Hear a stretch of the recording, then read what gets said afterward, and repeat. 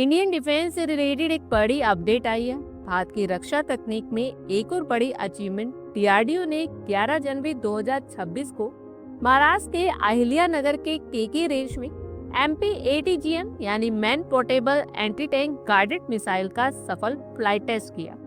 ये missile top attack mode में चलते हुए टारगेट यानी मूविंग टारगेट को मारने में पूरी तरह से सफल रही। ये भारत की सेना के लिए एक महत्वपूर्ण कदम है क्योंकि ये एडवांस्ड मेन बैटल टैंक्स को आसानी से नष्ट कर सकती है। बता दें कि MPATGM एक थर्ड जनरेशन की फायर एंड फॉरगेट मिसाइल है।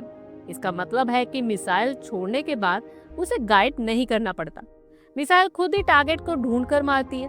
ये मिसाइल बहुत हल्की है जिसे एक सैनिक भी आसानी से कंधे पर उठाकर ले जा सकता है। अगर इस मिसाइल की कुछ स्पेसिफिकेशंस की बात करें तो ये मिसाइल टैंक के टॉप पर अटैक करती है, जहां टैंक की सबसे कमजोर जगह होती है। इसमें इमेजिंग इंफ्रारेड होमिंग सीकर लगा है जो दिन और रात दोनों में काम करता है। ये थर्मल इमेजिंग से टारगेट को देखती है। इसमें 2 एक्सप्लोजिव हेड्स होते हैं। पहला टैंक्स के रिएक्टिव आर्मर को तोड़ता है और दूसरा मेन बॉडी को नष्ट करता है। एडवांस टैंक्स को भी यह हरा सकती है। इस मिसाइल में ऑल इलेक्ट्रिक कंट्रोल सिस्टम होता है। इसका प्रोपल्शन सिस्टम सैनिक को क्लियर टारगेट दिखाता है। इसे ट्राइपोड्स और मिलिट्री व्हीकल दोनों से लॉन्च किया जा सकता है। इसका वजन सिर्फ 14 से 15 किलोग्राम है और इसकी रेंज 2.5 किलोमीटर तक है। और tandem warhead system advance MBT को भी भेजने में सक्षम है। MPATGM सिस्टम में missile launcher, target acquisition system और फायर कंट्रोल यूनिट शामिल हैं। ये मौजूदा सेकेंड जनरेशन की मिलान और कनकस मिसाइल से कहीं ज्यादा एडवांस्ड है। पुरानी वायर गाइडेड मिसाइल्स में सैनिक को टारगेट पर नजर रखनी पड़ती थी, लेकिन नई मिसाइल लॉन्च होने के बाद खुद से टारगेट को ये ट्रैक करके नष्ट कर देती। इससे सैनिक तुरंत सुरक्षित स्थान पर जा सकता है, जो आधुनिक युद्ध में जान बचाने के लिए बेहद जरूरी है।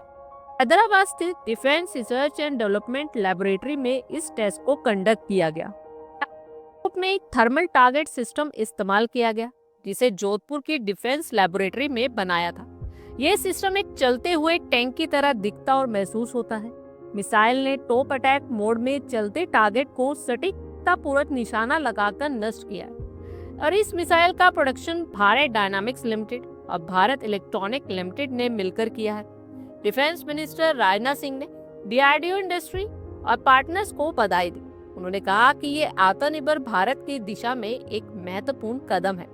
DRDO chairman doctor Samir V Kamat ने कहा कि ये सफल परीक्षण वेपन सिस्टम को भारतीय सेना में शामिल करने की दिशा में एक बड़ा कदम है। भारतीय सेना को एडवांस एंटी टैंक हथियार मिलेगा जो दुश्मन के टैंक्स को आसानी से रोक सके। ये आत्मनिर्भर भारत अभियान का हिस्सा है। अब भारत विदेशी मिसाइल्स पर निर्भर नहीं रहेगा। ये सफलता डीआरडीओ की लगातार बढ़ती क्षमता को भी दिखाती है।